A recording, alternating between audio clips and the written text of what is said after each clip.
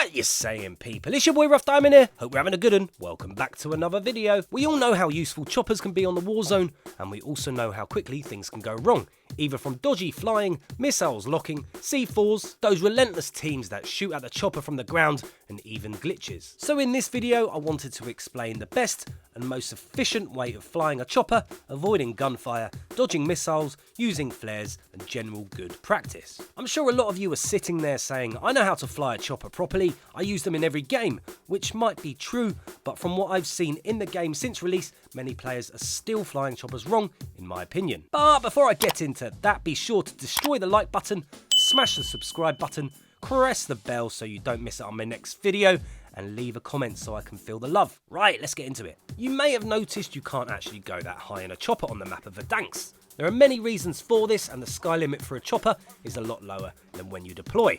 But a common mistake I see a lot of players doing is riding the skybox, which may be the reason why the chopper feels so slow. What I mean by this is flying straight up until you can't go any higher, but continue to hold the ascend button whilst pushing forward, meaning you are constantly bouncing off the invisible skybox roof, which in turn slows the chopper down. If you stay a little lower than the skybox, remove your finger from the ascend button and just push forward, you may notice the chopper going a little faster, and this is because you're not bouncing off of the skybox. Also, when flying in a straight line or changing direction quickly, I like to alternate between the ascend and descend button, like you were drawing a waveform pattern with the chopper. You seem to get to places a lot quicker and avoid more gunfire as the chopper movements are more random. Also, when changing direction, I found removing your finger from the ascend and descend button quickly and then changing direction and reapplying, although the movements are more jerky, the chopper seems to turn a lot quicker and is easier to maneuver. Also, common practice is to fly as high as possible, but the issue with this is even though you are further away from the enemy,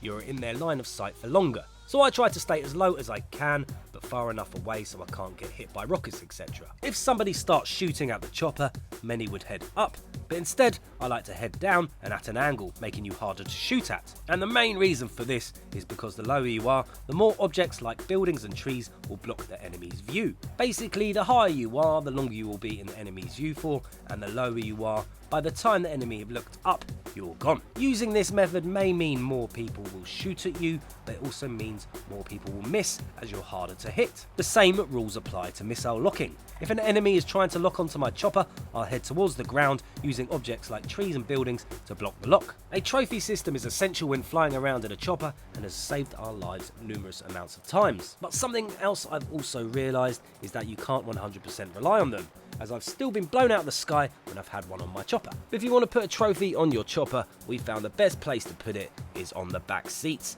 as it's most central. If I'm getting missile locked and even heading to the ground to get rid of it doesn't work, and you can't rely on trophy systems, your last line of defense is your flares. The flares on the chopper have a cooldown timer, and the chances of the enemy having a second rocket is pretty high, so if you do manage to avoid a rocket, get out of there or land, as the second rocket will more than likely hit you.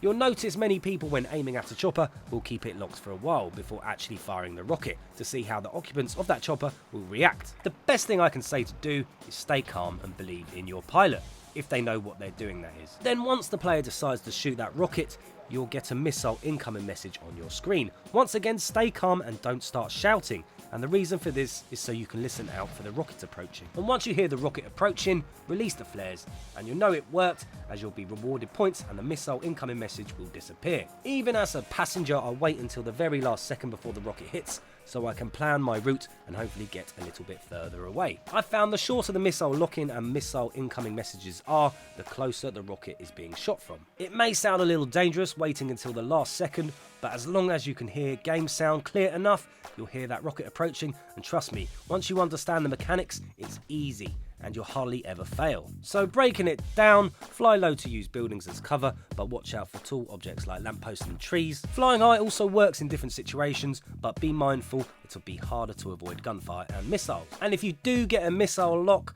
wait and listen for the missile approaching and then press the flares. If this doesn't work, just jump out as soon as the rocket approaches you. Also, if I'm a passenger, I like to change seats as much as possible to help prevent being shot, and it's also possible to enter a chopper whilst in the air. but this can only be done when free falling and not with your parachute deployed, and it does take some practice. Another little trick when using choppers is if you are waiting for your team, you can jump on the side of the chopper without actually entering it, which in turn doesn't highlight the chopper is in use on the map. Also, when landing a chopper, the quickest way is using the change of direction whilst releasing the descent button, which I mentioned earlier.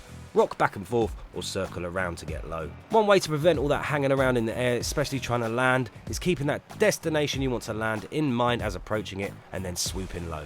And one last thing regarding choppers is when I'm coming back from the gulag or have been revived, I pull my parachute straight away instead of heading straight down to get a lay of the land. And if there's a chopper available, I usually try and grab it to give us all a better chance. But the only problem is, if there are enemies nearby, they will be warned that an enemy is incoming. So to try and avoid this, I'll dive down near to the chopper but further enough away they won't get a warning, and then pull my chute as close as I can to the ground and then swoop in. Depending if you pulled it off correctly or not, you'll be harder to hit by surrounding enemies, as most people look up when they get the enemy incoming message, but you'll be swooping in a lot lower and hopefully avoiding their crosshairs. Right, that's it for this video. If you can tell, my voice is going and it's nearly gone, so that's great timing. Hope you found it useful and picked up some tips. Tell a friend. If you didn't find it useful, tell a friend anyway. Like, comment and sub. Don't forget to hit the little notification bell so you don't miss out on my next video. I've been your boy Rough Diamond. Catch another video soon. Laters. Yo, Future Paul here with a voice. As this video isn't actually that long and I have so much footage recorded, I've decided to stick highlights on the end of the video, so I hope you guys enjoy. Laters again.